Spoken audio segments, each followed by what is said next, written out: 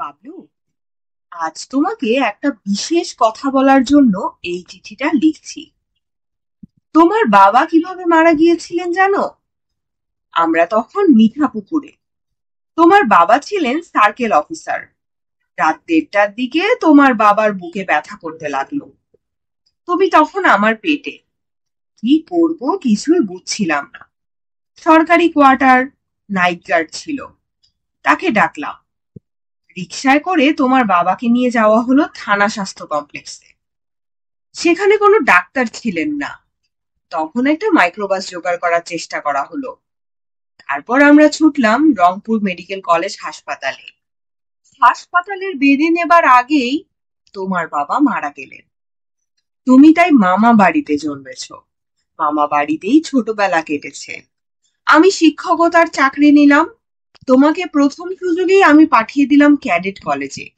সেদিন থেকে আমি স্বপ্ন দেখছি, বড় হয়ে তুমি হবে ডাক্তার। শুনেছি বায়োলজি তোমার ভালো লাগে না, কিন্তু তুমি কি বাবা আমার কথাটা একবার ভাববে? তুমি কি বড় হয়ে ডাক্তার হবে? তোমার জন্য একটা সোয়েটার বুনছি। এবার শীতের আগেই সেটা তোমার হাতে পৌঁছাবে। ইতি, তোমার মা। চিঠিটা পড়ে সে স্তব্ধ হয়ে আছে। তার কিছু ভালো লাগছে না। বিকেলবেলা গল্পের বই পড়ার ক্লাসে স্তব্ধ হয়ে রইল। 10 জনের একটা গ্রুপ। সবাই আলোচনা করছে জাহানারা ইমামের লেখা 71-এর দিনগুলি বইটি নিয়ে। তার প্রিয় শিক্ষক সিরাজ স্যার ব্যাপারটা খেয়াল করলেন। তিনি বললেন, কি বাবলু, তোমার কি শরীর খারাপ? না স্যার। তাহলে তুমি কিছু বলছো না কেন? সবাই আলোচনায় অংশ নিচ্ছে, তুমি চুপচাপ বসে আছো। বইটা ভালো লাগেনি? ভালো লেগেছে স্যার। স্যার, আপনার সঙ্গে আমি কি একটু আলাদা করে কথা বলতে পারি? নিশ্চয়ই। সন্ধ্যার সময় স্যার নিজেই এলেন তাদের ছাত্রাবাসে। হোস্টেল সুপার মোজাম্মেল স্যারও ছিলেন। বাবলুকে ডেকে পাঠালেন সুপারের রুমে। বাবলু, বলো, কি তোমার কথা? বাবলু মায়ের চিঠিটা তুলে দিল সিরাজ স্যারের হাতে। স্যার চিঠিটা পড়ে গম্ভীর হয়ে রইলেন। তারপর মোজাম্মেল স্যারের উদ্দেশ্যে বললেন, এই একটা সমস্যা। আমাদের গার্জিয়ানরা তাদের স্বপ্ন চাপিয়ে দেন সন্তানের ওপর। আমাদের বাবলু বায়োলজি পছন্দ করে না। তার প্রিয় হলো ফিজিক্স। তার প্রিয় হলো গণিত। সে সবচেয়ে ভালো করবে ফিজিক্স পড়লে। ইঞ্জিনিয়ারিংও তার একটা অপশন হতে পারে। অথচ মা চান সে ডাক্তার হোক।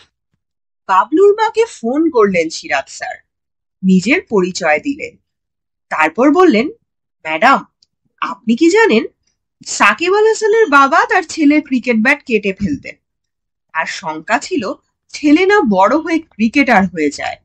কিন্তু ছেলে ক্রিকেট ছাড়লো না। বিকেএসপি তে ভর্তি হলো। শেষে হলো দুনিয়ার 1 নম্বর অলরাউন্ডার। ছেলে মেয়ে যা হতে চায় তাকে তাই হতে দিন। যে সাবজেক্ট পছন্দ করে তাকে তাই পড়তে দিন।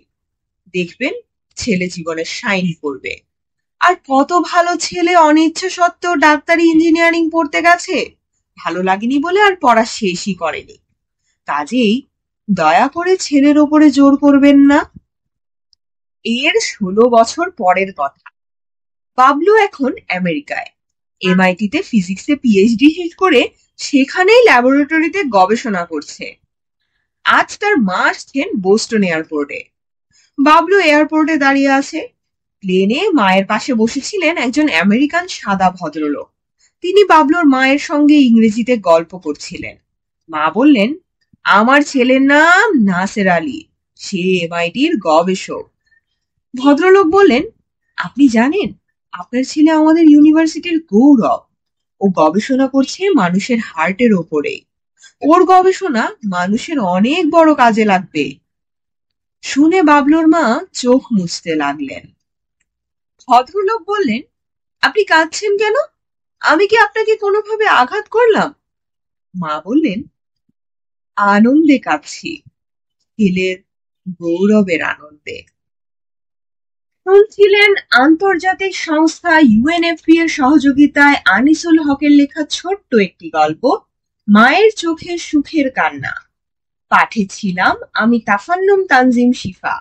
গল্প ও গল্প পাঠ সম্পর্কিত যে কোনো মতামত এবং পছন্দের কোনো গল্প, কবিতা, উপন্যাস, নাটক আমার কণ্ঠে শুনতে আগ্রহী হলে কমেন্ট করে জানান।